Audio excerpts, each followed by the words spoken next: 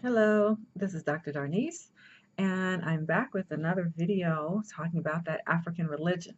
This time, though, I'm talking about it in the context of the Black Panther movie. Have y'all seen Black Panther? You've probably seen it multiple times by now. You know, we are all like flocking to the theaters to see it. I've seen it only twice at this point. I think we're in week 3 of its release, and I've seen it twice. Um, Maybe we're in week 4, but anyway, it's beautiful. I can just talk so much about how beautiful it is in terms of the look of the people, the clothing. I feel like I want all the clothes. But this video in particular is about that African religion in Black Panther. Did y'all catch that? Okay. If you've been following my videos a little bit, you might have caught a few things that were referenced in Black Panther that has to do with their spirituality. Now, you can find my videos I've been doing about gemstones, right? I always talk about how the universe is alive with energy and vibration, right? Everything has a correspondence and can be used for good or ill. The energy itself is neutral. What is the entire nation of Wakanda powered by? If you've seen it, vibranium, right? What is vibranium? It is a mineral. It is a deposit that came out of the out of space, right? Crash landed into this region of Africa, roughly around Nigeria, we're sort of kind of told, and allows this civilization that they call Wakanda to develop as a very prosperous, wealthy um, civilization. It gains its power from an energetic force that comes from outer space that is so powerful and like alive that it gives sustenance to an entire nation of people, right? So if you haven't seen it, I'm probably going to give some spoilers, so maybe you don't want to watch it. If you don't care, I'll try not to give too much away. Well, I probably will. So this is your spoiler alert right now. Vibranium is a mineral. It is something akin to what we have in our gemstones, deposits in the earth, right? So some people, criticize, oh, these are just criticize me, criticize other people who talk about, the power of these gemstones or whatever, and is it demonic or is it real or are these just a bunch of rocks? No to all that. No, no, no. It is real, right? So in the movie, though, Black Panther, we get a depiction of an African nation that is come alive and prospers because of the substance, the strength and power of this mineral, vibranium, right? It is the most, it can be used in any capacity to do anything. Did you notice? Okay, spoiler. It's used as protection, right? It can be made into weapons. It can be made into a healing device because when it's time to heal people, what do they do with it? They take one of their beads from their jewelry. You know, they wear the bracelets, right, with the beads, or they just carry them loose, like the gemstones I've been telling you about, and they put it in the wound. And what happens? People are healed. I'm sitting there looking at Black Panther. As I said, there are many things I'm thinking about watching it, how beautiful it is on multiple levels. But my God, I thought, these are gemstones. This is the way we've come to understand the power of rocks and minerals. The universe is alive with the substance of the deities, right? Whatever the gods are, they've gifted us with a universe that is rich. So, all right, the vibranium, the little beads that they wear, which of course I wanted one of those bracelets. Like, where do I get one of those? Just for the look of it, right? Like, obviously, I can't get one of those because Wakanda doesn't exist. But yeah, what could I even get a bracelet that look like that?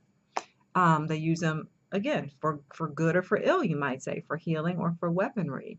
They use it, the women, the female army. It's in their uniforms. It's what makes the Black Panther himself impenetrable, right? Also, did you notice in the film what turns the person into the Black Panther? What gives him his power? Remember when T'Challa is becoming king, he's out there in the water and Forrest Whitaker is giving him the drink, right? And he becomes strong. Then he goes through that process where he's got to be buried in the sand and he's got to go meet the ancestors. Come on. He's got to take a trip into the ancestral land and have a meeting with the ancestors. Yes. Have I talked to you about an ancestor altar yet? I'm not sure if I made that video about an ancestor altar, but come on. He has his meeting with the ancestors. He is empowered. He wakes up. They dust him off. He has taken this magical elixir made from the plant. It has empowered him to become the Black Panther, right? And then we see how the women, well, not just the women, mostly the women and Forrest Whitaker's character, are tending the garden, right? The purple, the heart-shaped plant. That's how they make that liquid elixir to give to the king who needs to become the Black Panther. So the herb that they're growing is magical and powerful in some kind of a way. The force that empowers and strengthens their entire nation is a mineral. It's worn as jewelry. You get where I'm going? What else? Oh, at many points during the dialogue, you might not catch this. You might or you might not catch it. They mention Bast, B-A-S-T. Oh, thank praises to Bast. Thank Bast, like the way we say thank God. Thank God. Thanks be to Bast. Who is Bast? Do a little research. You know, I'm ever the professor. Do your homework. An Egyptian goddess, Bast, B-A-S-T, sometimes Bastet, B-A-S-T-E-T. She's usually depicted as a cat. You know, you've seen Egyptian artwork where there's a cat sitting there with little rings in the nose or the ears. Bast. She is the goddess of home and domesticity, home of women's business, sensuality, fertility, childbirth. She is associated with the feminine. And of course, the idea of a panther is a cat, right? So they would call upon the goddess Bast as someone who empowers the Black Panther. I'm telling you, that movie is so rich on so many levels. If you haven't seen Black Panther, I don't know what you're waiting for. Run, don't walk, and please join us in Wakanda. Run, don't walk. And if you're going to go see it again, which you might, because all of us are like, how do we get to Wakanda? The only way I can get to Wakanda is to go see this movie again? One of my friends is on trip number 6. I said, you know what? I don't know. You might be doing too much. He's a religion scholar also. He and I haven't really talked about all this in it. But next time you go, or if you're going for the first time, look for these things. Look for what is vibranium. Oh, that's a mineral? Yeah. They wear it as jewelry? Yeah. It empowers the Black Panther. The suit is built into the teeth of the necklace. I hope y'all get me because I feel like I'm, constantly talking about, how normal these things are and how African they are. Oh, you know what? I just noticed I have on some lapis lazuli right now. These earrings, these are lapis lazuli. These are, and again, since I'm talking about the Egyptian, if you have seen images of, what am I trying to say? The Egyptian sarcophagus, King Tut, where there's that blue gemstone, that's lapis lazuli.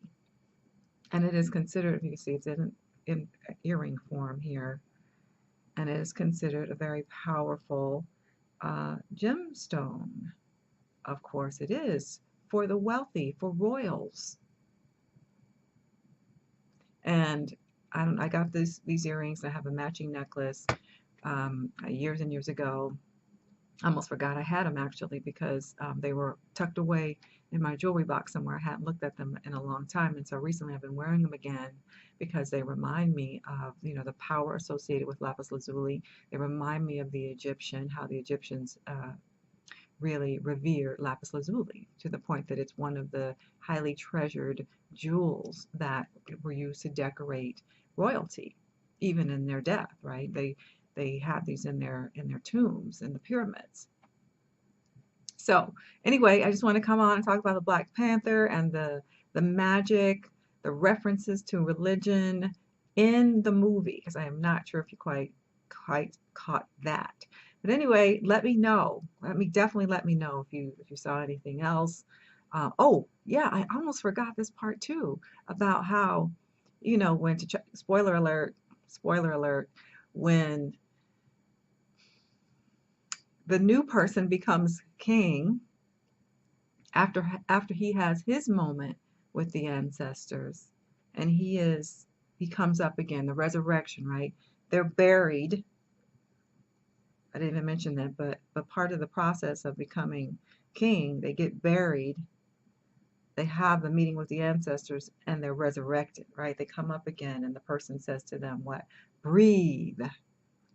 It's like a reenactment of Genesis from our traditions.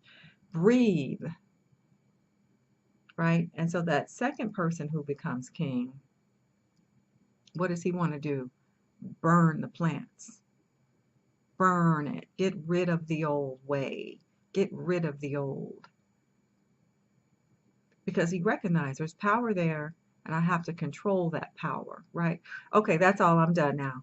All right, so again, let me know. Let me know what else you'd like to learn about. Please do remember to subscribe, to thumbs up, to share, and I'll be back real soon.